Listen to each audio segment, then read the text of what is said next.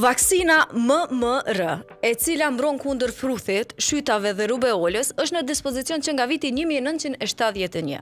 Në më shumë se 50 vjet që nga ajo kohë 10 miliona foshnjë dhe fëmijë janë përcjellur dhe studiuar për të gjurmuar se çfarë janë ndikimet e mënjëhershme, ashtu edhe ato të afatgjata të vaksinës. Deri më sot, ta dëgjoj mirë. Deri më sot, asnjë hulumtim nuk ka zbuluar se kjo vaksinë ka ndonjë ndërlidhje me autizmin. Por sot më shumë se kur, prindërit e refuzojnë të vaksinojnë fëmijët me këtë vaksinë.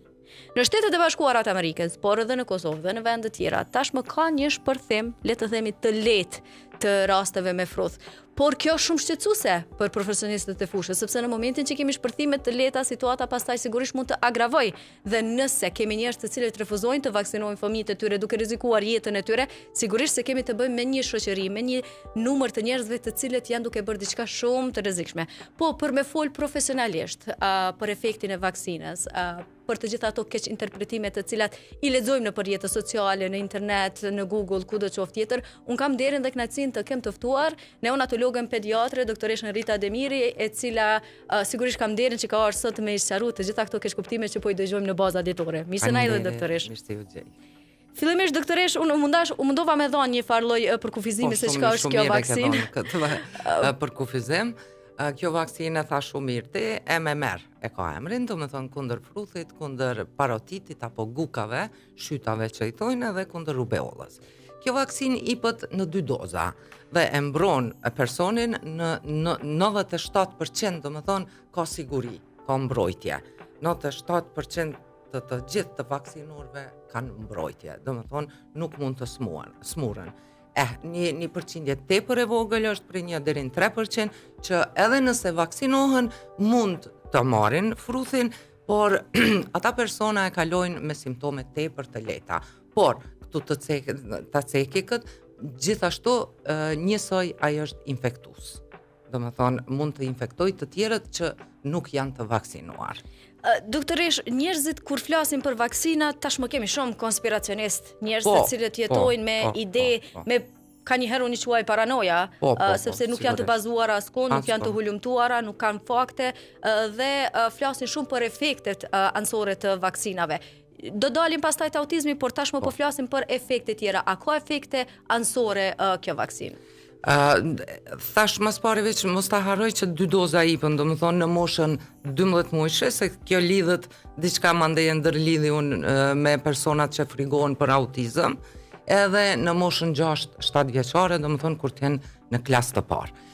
Kjo vaksinë, po mendoj këto efektet, mi qujt efekte, se s'janë efekte, po këto ndryshimet, reakcionet që janë normale për secilën vaksinë që mirët. Do më thonë, ato reakcione janë të përgjithshme ndaj të gjitha vaksinave, siç janë për shembull një skuqje, një dhëmbje, një temperaturë subfebrile, ne i thojmë që mundet me shku deri kan 38, e cila zgjat 1 apo 2 ditë, edhe asgjë tjetër më shumë.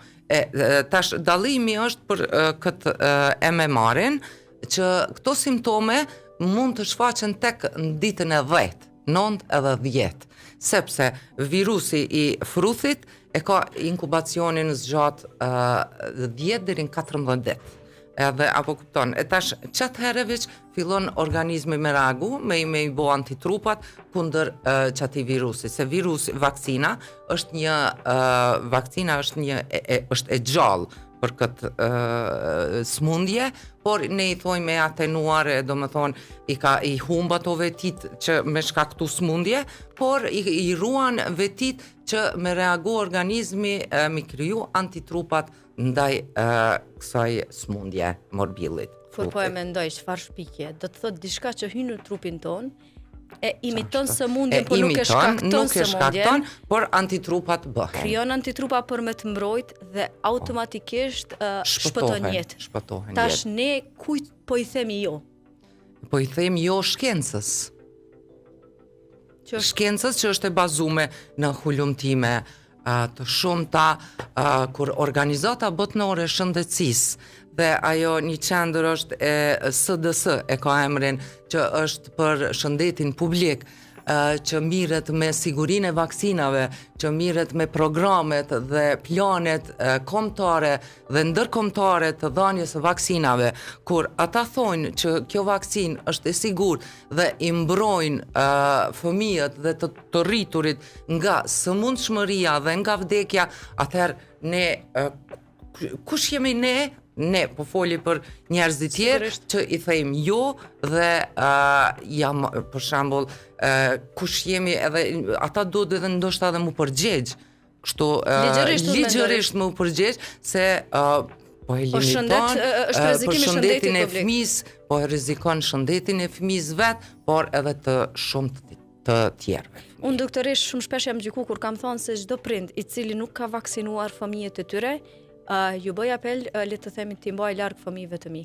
Sepse unë nuk u kam me bërë që për vendimet dhe le të themi bindjet të tyre të gabuara të marrë fëmija jemi një fruth edhe qoftë të formës e lehtë, sepse është i vaksinuar, dhe pse të themi të heqim unë dhe fëmija im përderisa tjetri vendos me rreziku me jetë fëmijën e vet. Kështu që ka qenë apel. Unë nuk e di edhe për qerdhe, po mënoj e kom menu këtë sen, një nanë, një prind, po mënoj nana, baba, kur ta çojnë fëmin në qerdhe, sidomos të moshës 1 vjeçare.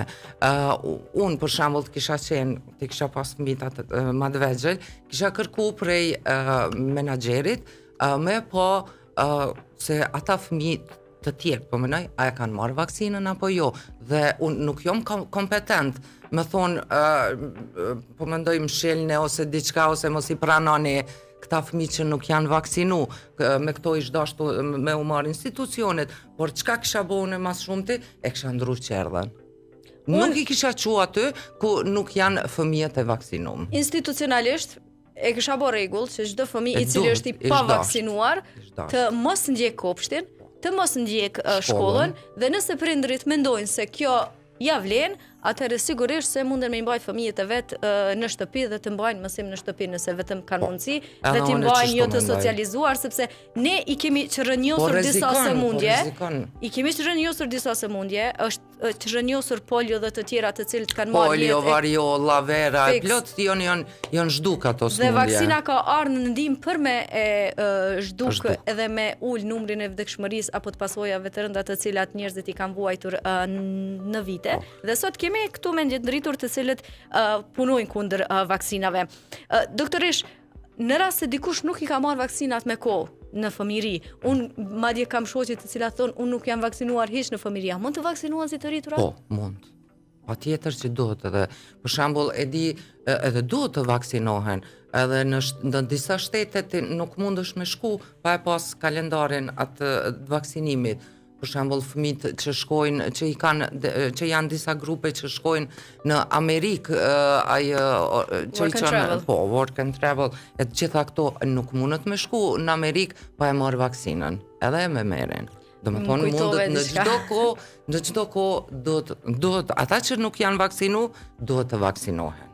Më kujtohet si gazetare kam qenë duke hulumtuar një rast dhe vjen një prind nga diaspora dhe i kërkon doktoreshës në një prej qendrave të mjekësisë familjare, mundesh me ma dhënë një kalendar të vaksinimit, edhe me ma nënshkru tha se në shtetin ku jetoj tha nuk po e pranojnë fëmijën pa vaksinë. E qysh pa e vaksinu, unë tha me vaksinu, tha nuk e vaksinoj, tha po, a din na mas jemi tonte, a din të tilla mendësi, gjë që sigurisht doktoresha e refuzoi dhe unë vrapova shumë ja marr një intervistë me këtë bindje prindit për me tregu se sa e gabume është qasja e tij mas pari ndaj shtetit vet dhe ndaj fëmijës vet, por që nuk na e dha, dhe tani ma kujtove këtë mendësinë dhe dëshirën për me le të themi mashtru edhe një shtet të fuqishëm ku jetonte ai, dhe sigurisht se kjo është e pafalshme, është sigurisht pak jo njerëzore, mund të vendosësh për fëmijën tënd, por jo dhe për fëmijët tjerë. Po shumë kanë rregulluar ambasada, domethënë kur ti çon dokumentet për me shku atje, ti nuk mundesh me marr vizën pa e pas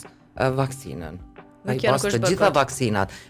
Tash ai i rritun, i fëmijë ose i rritun do të shkojë edhe ta marr vaksinën, por ndryshe nuk e merr vizën.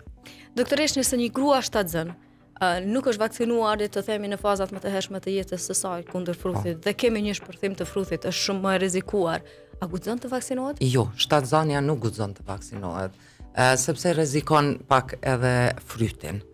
Fryti ende nuk i ka sistemin imunitar po mendoj të zhvillu mirë, nuk ka fillu hala më funksionu, ajo vakcina e gjallë mundet me ndiku të fryti, të na jo, të rriturit, edhe të fëmijët, po menoj kur t'i bon 1 vjet, mirë po të fryti mundet me ndiku, për këtë shkak nuk preferohet dhënia e vaksinës në shtatzani. E çka do të më bëj, do të më izolu ajo grua dhe ta kaloj shtatzanin, dhe si ta kaloj shtatzanin, patjetër se do të më shku me marr vaksinën barabar me fëmijën. Dhe kur flasim për fëmijët, është le të themi rregulli art që një fëmijë të vaksinohet në moshën 1 vjeçare, nëse kemi shpërthim të fruthit, a mund të bëhet më herët? Zakonisht për shkak të çatij sistemit imunitar, e thash që duhet mundet, edhe ka muaj 8-9 mundet. E thash për shkak të çatij funksionit që e merr sistemi imunitar tek mas muajit 6, fëmia e merr vet, sepse duhet ta ceki fëmia kur të lind e merr mbrojtjen nga nana, i ka antitrupat e gatshëm, për një nanë po folje që është vaksinu, i ka dhe ato e mbrojnë 6 muaj. 6 muajt e para, do më thonë, fëmia është i mbrojtur nga fruthi, sepse i ka antitrupat e gatshme. E tash, kur fillojnë këto të vetat, zakonisht ka muaj 8-9 fillon ta marr funksionin ashtu si duhet një sistem imunitar i një fëmis, si kur të një të rrituri, dhe kështu që zakonisht e kanë marrë moshën 1 vjeçare, por në raste kur ka shpërthim dhe kur ka tash s'po them epidemi, por aty këto disa raste sporadike, lirisht mund t'i dërgojnë dhe jepën vaksina edhe me 8 muaj, 7 muaj, 9 muaj, 10 muaj, patjetër. Doktoresh, tash po ndalemi pak te kryefjala e vaksinës së 1 vjetorit. Është autizmi, sepse këtu qëndron keq kuptimi i madh. Njerëzit kanë parë dikur një hulumtim të bërë në vitet 90-ta. Po, në vitin 98 e ka bërë një doktor që ka punu në Angli, dhe e ka bërë një hulumtim, edhe një publikim fakt, se as hulumtim, s'muj me i thonë hulumtim, kur i ka marë vetëm 12 fëmijë, për bazë rastet 12 fëmijë. Aty mund me qenë me qëllu dhe koincidencë dhe gjithçka, nuk mund të quhet ai punim, po është një publikim, edhe që ka dalë mandej të jetë i rem, të jetë manipulus, ai mashtrus, sigurisht që është pagu nga dikush e tjera, nuk po him asaj, mirë po, ajo që ka dihet, edhe që ka është të sigurt është që nuk ka kurfar baze shkencore dhe ati mjekut i u ka marrë licenca me njëherë dhe ajo revist që e ka botu atë publikim me njëherë e ka tërhjek dhe nuk e kalon në atë revist. Do më thonë, kjo është një mashtrim dhe mirë po atë shumë ka bo buj ky publikim, sa që njerëzit nuk e di pse janë të prirur për s'po thom veç për shqiptar, po thom edhe në Angli për shembull ka qenë do më thonë një problem bajgi i madh, sepse ka rënë numri i vaksinimeve, mirë po të njëjtën kohë një njeri që logjikon pak, njëjtën kohë numri i vaksinimeve ka rënë në Angli, mirë po numri i autizmit është rrit, po them, sepse janë diagnostifiku ma shumë, sepse kjo është një smundje edhe ma mote, mirë po tash kohëve të fundit po diagnostifikohet ma letë, edhe po identifikohet ma letë. Për para kemi ka mujtë me qenë një person që i kanë thonë, është shumë i mbëllët në vete, hiq s'fol me kërkende, nuk e kanë ditë fjallën, do më thonë, nuk e titullin mi adhon autizm. Dhe sot, doktoresh, jetojmë në një botë kur ne nuk dim, edhe shkenca faktikisht, ende nuk e ka gjetur një shkaktar. Janë shumë elemente të cilit përdoret, është ambienti ku jetojmë, ushqimi që konsumohem. Jo, të gjitha këto nuk kanë bazë shkencore. Të gjitha këto fix, le të themi janë hipoteza që njerëzit mund t'i diskutojnë, por që ende nuk ka dalë, le të themi një përgjigje saktë se autizmi shkaktohet nga kjo, mund të ketë bazë gjenetike, gjithçka tjetër. Po, zakonisht hipotezat janë edhe më të shpeshta dhe ma realet dhe ma të logjikshmet janë që kanë ndonjë mutacion gjenetik. Nuk po them që është trashëgues, edhe pse mundet me qenë në disa raste trashëgues, por ai mutacion gjenetik ndodh për shembull vetëm në atë fëmijë. Kur bashkohen qelizat vezë dhe spermatozoidet, çat moment, çat herë ndodh një mutacion. Do të thonë që e ka një gjen të trashëguar. Po në qatë rast.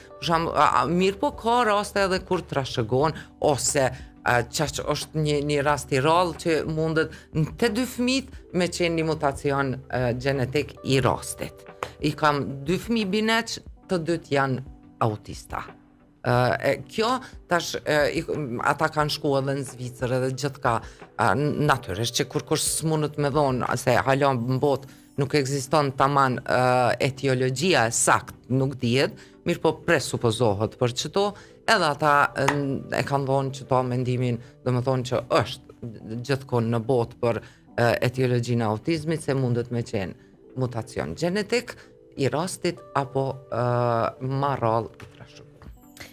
Informata të jashtëzakonshme dhe sigurisht të themi të dorës së parë, sepse ne kemi shumë rëndësi që të informohemi sakt doktorisht dhe masa të informohet sakt, po dëgjojmë shumë njerëz të cilët janë jo kompetent të flasin në media për çështje të tilla dhe të flasësh për vaksinimin e të jesh le të themi profesionist i një fushë që nuk ka të bëjë me shëndetësinë, definitivisht është e gabuar, mund të jesh një hulumtues që citon njerëz profesionist dhe gjëja ndryshon, por të flasësh le të themi me përgjegjësi të plot që çështu shkakton është tjetër muhabet. Ne po shkojmë me pak muzikë, por rikthehemi prapë me vazhdu bisedën sepse kemi ende shumë për të biseduar.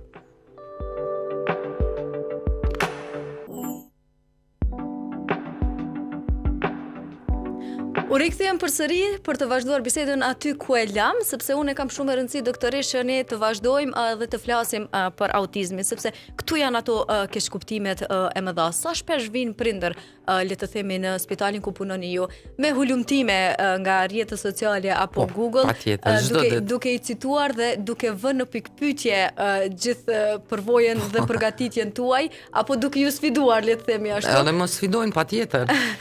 Unë që 12 vjet punoj edhe në spitalin amerikan si pediatër dhe mos them çdo ditë veç çdo të dytën ditë ka prind që vinë të shqetësuar, kanë lexu diçka, kanë hin Google, e shohin një gest, një fëmijë ose diçka dhe thonë po më duket e ka fëmia im autizmin. Unë jam tu e përcjell atë fëmijë. Dhe për shembull nuk kom vrejt asnjë shej, por ata për shembull që shumë dje një rast po më thot fëmia jam po lun me durt e veta kom lexuar që është ky shej i autizmit. Fëmia është po mendoj shumë i rizhvilluar në gjitha aspektet, ka kontakt me sy, buzëqeshje, të gjithë po mendoj zhvillimin e ka psikofizik të moshës, që është shumë normal. Edhe për këtë shkak vinë edhe çdo ditë hin edhe nuk e di pse lexojnë aq shumë për autizmin, edhe jo nuk e di, unë pe di pse se është kriju tash në mas që kjo jo vakcina, jo kjo, jo po ka shumë autizëm, jo ushqimi, jo mërkuri, jo po ndëgjojnë, po lexojnë, po venojnë, po metalet e rënda, i shtin mi bo analiza laboratorike me qindra euro pa nevoj, që ato nuk kanë kurfar baze shkencore, por vetëm i shtin mi bot gjithfar analize do po menoj persona që nuk janë bashkompetent për me i kërku këto. Që shenjat e autizmit, apo po doj me dal pak të autizmi, po du edhe me ndërlidh pak me qëtat të vaksinës. Zakonisht, shenjat e autizmit, një fëmijë lind me autizëm, qëta dashta me thonë, do me thonë nuk mundet me pas, prapo e thomë, nuk mundet me pas lidhje autizmi me vaksinimin, sepse një fëmijë lind, tash, pse lind e tham, etiologjia ende nuk ka, do me thonë, do një diagnost apo hipotest të sakt, mirë po, ky tru i këtij fëmis zhvillot ndryshe, çështo më me thonë, zhvillot ndryshe qysh në bark, do me thonë inuter, në mitër të nanës, ndryshimet fillojnë, këto janë vërtetu veç. Edhe kur të lind fëmia, lind me çato ndryshime, mirë po nuk mund të vrejën shenjat me njëherë, as pak. Kurkosh, ose ne, barem profesionistët, mund t'i vrejnë disa. Mirë po prindërit, tash prindërit janë dy lloje prindërve, disa që i hiperbolizojnë, që për shembull se ka lujt me dorë thot autizëm, apo kur për një me mujnë t'a vrejnë dhe të dyshojnë për diçka, hezitojnë me pru, sepse frigohen nga diagnoza. Janë këta dy lloje. Kështu pak ma qetë, shumë ma pak ko, ma rallë ko. Unë I kuptoj prindërit të rinë, sidomos kur e kam fëmijën e parë, edhe mundohna mi ja spjegu, me mënyra kështu, me baza që janë, domethënë, shkencore, në baza shkencore, me faqe të zyrtarizuara të institucioneve që punojnë, që miren me hulumtime, e jo në Google kur hen gjithkush me lexu. Aty gjithkush shkruani simptom edhe del aty gjithçka. Del autizmi, del kancer në tru, del gjithçka, e mandej po shqetësohen prindërit shumë. Si ajo, klikova në Google për simptoma dhe vetëm 2 javë kisha jetë. Po. Ajo, pikrisht ajo. Dashta me pyetja ke domethënë tani po flasim për autizmin doktorisht, për autizmin. Që ta sqarojmë sakt kur shihen. Shenjat fillojnë tek domethënë që mund të vrehen pak prej të tjerëve, fillojnë ka mosha 1 vjeçare. Mirë po, me siguri kështu, shenjat që mas shumë të I vrejnë, është tek mas moshës 18 muaj, 2 vjet, fëmija nuk fol, fëmija, domethënë I dini, ndoshta edhe jo keni lexu shumë e krejt, I dini se ata kanë probleme me komunikim me të tjerët. I kanë që ato problemet emocionale që nuk u din dhe nuk mujnë me komuniku. Në shtanat botën e vetë, për ta ne jemi ndryshe. Po fiks. Edhe këto duhet me marë. Mirë po nuk e kanë, domethënë, në krahasim me të gjithë tjerët, nuk mund të arrijnë një korelacion dhe një shoqëri me moshatarët e vetë.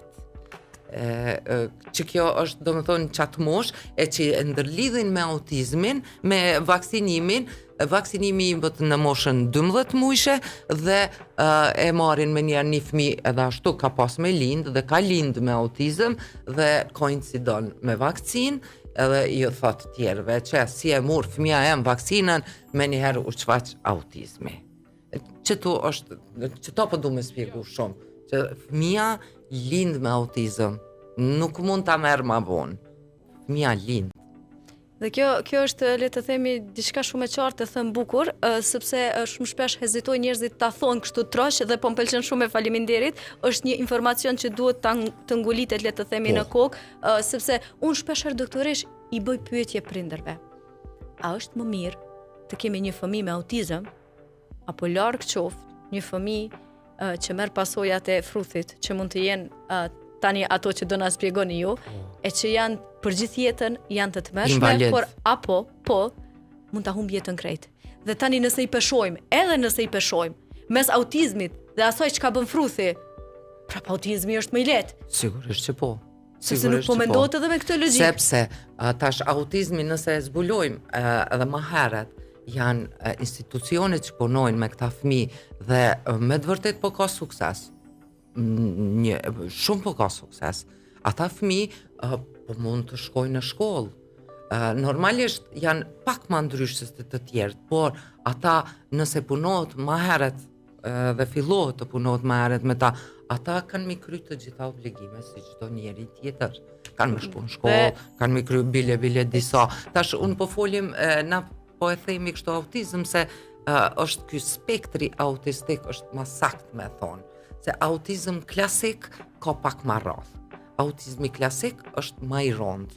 Ata fëmijë nuk flasin fare, nuk komunikojnë fare, mund të jenë agresiv e tjera, kanë edhe disa shenja tjera. Ata janë më të rrallë. Mirë po në sindromin, në spektrin autistik, ka shumë edhe një lloj tjetër që është më I shpeshti, që ky është Asperger. Me këtë Asperger, tash mi marr shenjat dhe simptomet I ka 30-40 për shembull, që aty, si cili na e gjejmë ka një element. Të gjithë kemi një lloj autizmi. Gjithë mund me gjithë një element. Për shembull, dikush I man me numrat. Për shembull, dikush ka talent edhe ka hobi, diçka që për shembull është aty shkruan që shejes Aspergerit. Po, s'do me thonë me qenë Asperger ose s'do me thonë me qenë në spektrin autistik. Por atë shumë ka që si cili njeri mundet me gjetë aty dikon nga një element. Por, kur të gjitha I ka që ato gati 40 elemente, atëherë mund të themi për që ka ai fëmijë Asperger. Po ajo do të thonë diçka, nuk është në handicap, jo që nuk është handicap, por përkundrazi, fëmijët me Asperger janë me nivel, me IQ, me inteligjencë normale ose mbi mesatare, zakonisht. Edhe Einstein ka qenë Asperger, plot shkencëtar tjerë kanë qenë Aspergera. Edhe ka ala gjithka në përbot. Autizmi klasik është ma i rrallë, ai është ma i rondi. Për këta, edhe për Aspergerat, janë institucionet që punohet me ta.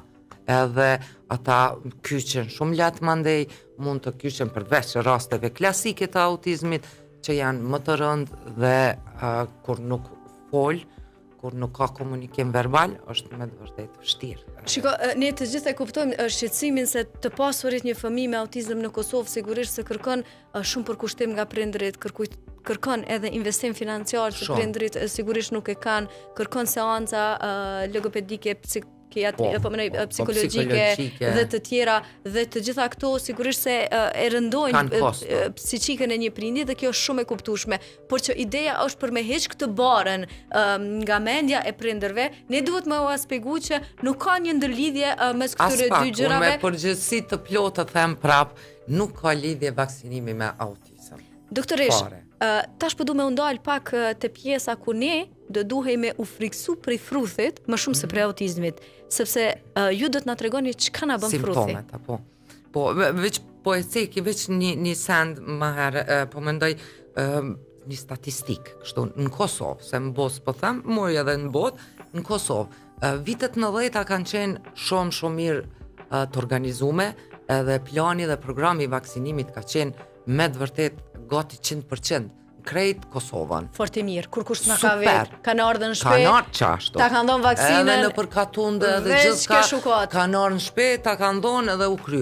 Prej vitit, domethënë deri prej vitit me thon 95, 96, deri ka viti 2007. Janë edhe ma heret bile prej vitit 94, se e di që 13 vjet nuk ka pas asnjë rast të fruthit në Kosovë, dhe gati se u zhdo krejt në Kosovë, deri në 2007.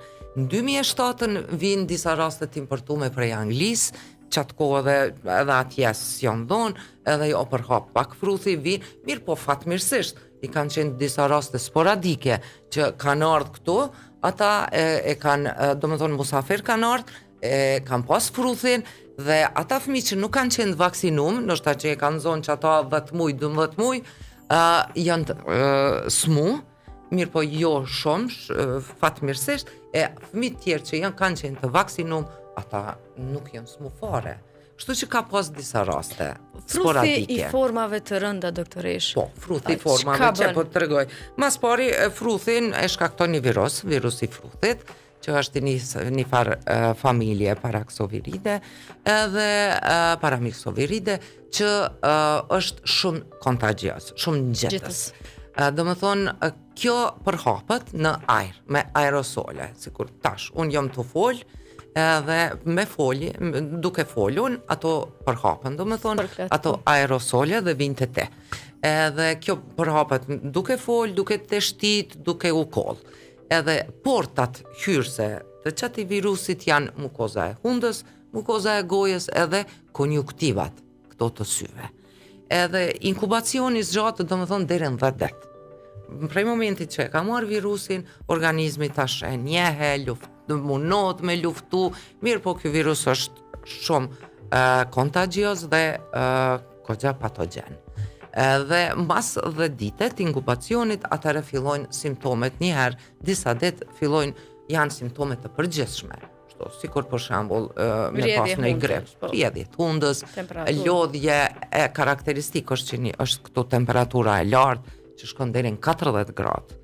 Tek më vonë shfaqen ato pushrat. Këto janë disa ditë, ka 4 deri në 5 ditë këto simptomet e përgjithshme, edhe skuqja e syve është një simptom, një karakteristikë. Mirë po, karakteristika, po më një shenjë patognomonike ne i thonë, po më nona mos me thonë terma mjekësore, po kanjere po për shas. S'është e lashë. Do më thonë një shenjë karakteristike që është për fruthin, është kur t'ja hapëm gojën fëmisë dhe me ja pa fytin, disa njolla të bardha janë në mbi dhëmballa, ato janë bashkë të bardha, mukoza është e kuqe, e ato janë të bardha, i thojnë shenjat e koplikut.